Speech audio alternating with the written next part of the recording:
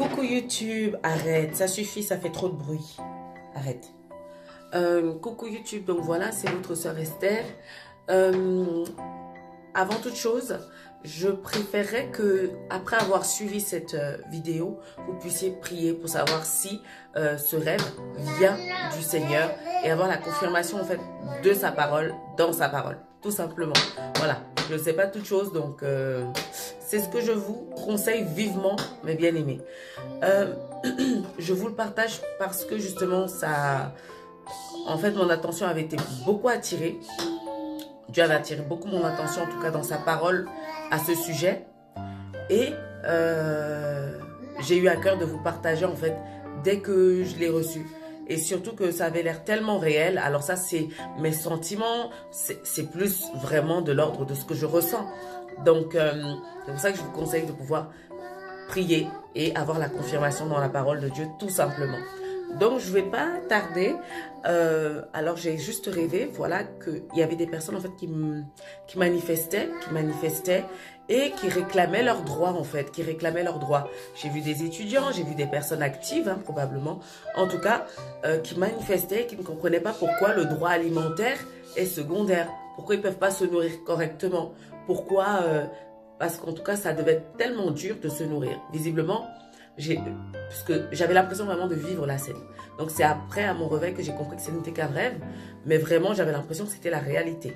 Et donc du coup, ces personnes ne comprenaient pas pourquoi aussi, je pense, les politiques ou je ne sais pas si ce sont les médias ou qui mettaient ça un peu en secondaire, alors que ces personnes avaient faim. Visiblement, il y avait une crise alimentaire en France, les gens avaient faim.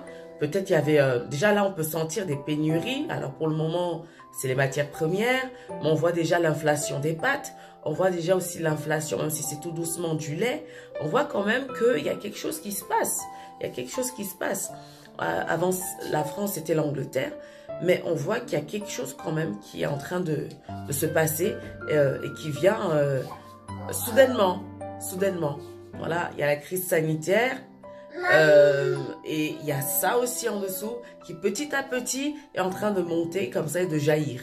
Donc en tout cas voilà, dans le rêve c'était ça, c'était tout simplement des personnes qui manifestaient, qui se disaient j'entendais des personnes qui disaient pourquoi le droit alimentaire, pourquoi on n'en parle pas en tout cas assez, ou c'est pas la priorité, alors que visiblement eux ils ont du mal à pouvoir manger correctement, etc.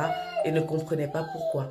Donc suite à ça, voilà, j'ai repensé à ce verset dans l'Apocalypse et tout, à ces versets lors de l'ouverture des sceaux, et où il est question de plusieurs, justement, quelque part, malheurs et difficultés qui vont survenir. Et nous pouvons nous rappeler dans l'histoire de l'Église aussi, dans les actes des apôtres, qu'ils ont connu aussi une famine mondiale.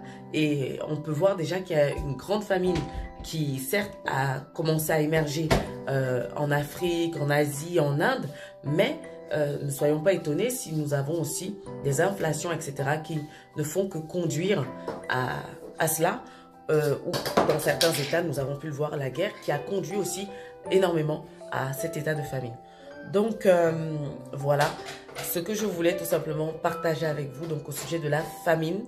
Et je ne veux pas que vous soyez inquiets. Je ne veux pas, pour vous qui croyez au Seigneur Jésus-Christ, que vous soyez inquiets. Par contre, si toi tu ne crois pas au Seigneur Jésus-Christ, sois inquiet. Sois inquiet pour ton sort. Sois inquiet pour ta vie. Pour ta vie. Sois inquiet. Et comment tu peux résoudre ton inquiétude? Comment tu peux avoir ta paix? Eh bien, en faisant la paix tout simplement avec Dieu. En te réconciliant avec lui. Je ne te garantis pas que ça veut dire que tu vas juste prospérer ou quoi, non. Mais tout simplement, tu l'auras maintenant dans ta vie. C'est lui qui sera au contrôle. Et quel que soit ce que tu vas vivre, que ce soit les moments de disette, que ce soit les moments d'abondance, comme l'apôtre Paul, tu pourras dire « Je puis tout par celui qui me fortifie ». C'est ça la différence. Tu ne seras plus seul. Tu ne seras plus seul, tout simplement. Et tu n'auras plus ce sentiment d'être abandonné ou de ne servir à rien ou de n'avoir...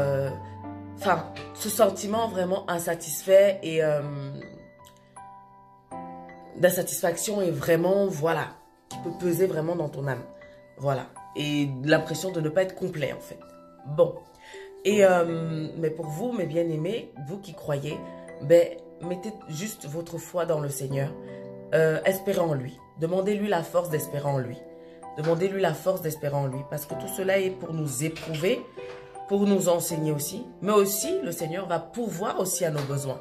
Il ne va pas nous abandonner. Même dans la famine, même dans la fosse au lion, même dans les tribulations, même dans les persécutions, même dans la mort, Jésus ne va jamais nous abandonner. On va voir encore sa main. Et ça sera aussi l'occasion, peut-être aussi, de pouvoir aussi encore nous tendre la main les uns les autres et à tout le monde qui en aura besoin. Mais hormis cela, on verra encore la fidélité de Dieu parce qu'on ne mérite rien.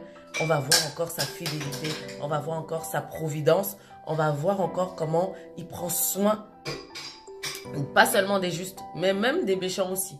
Voilà, que Dieu vous bénisse. Bye!